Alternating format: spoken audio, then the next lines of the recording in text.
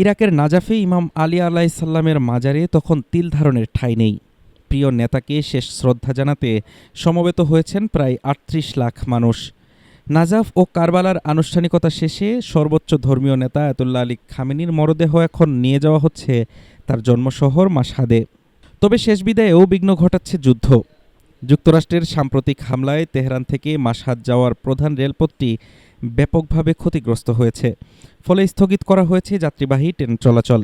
রুটটি সচল করতে দ্রুত কাজ করছে কারিগরি ও প্রকৌশলী দল।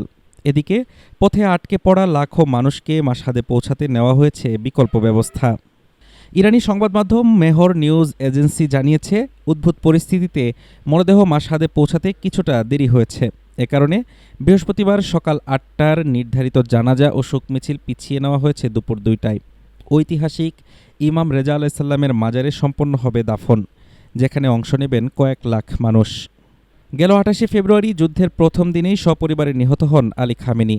মাঝে যুদ্ধবিরতি ও সমঝোতা স্মারক সই হলেও হরমুজ প্রণালী ঘিরে ফের শুরু হয়েছে ইরান যুক্তরাষ্ট্রের পাল্টাপাল্টি হামলা। ইরানের স্বাস্থ্য মন্ত্রণালয় জানিয়েছে, গত দুদিনে মার্কিন হামলায় ৫টি প্রদেশে অন্তত ১৪ জন নিহত ও ৭৮ জন আহত হয়েছেন। একদিকে যুদ্ধের দামামা, অন্যদিকে সর্বোচ্চ নেতার চিরবিদায়। সব মিলিয়ে এক নজিরবিহীন উত্তেজনার মধ্য দিয়ে যাচ্ছে ইরান। হাফিজুর রহমান তুষার, ঢাকা টুডে।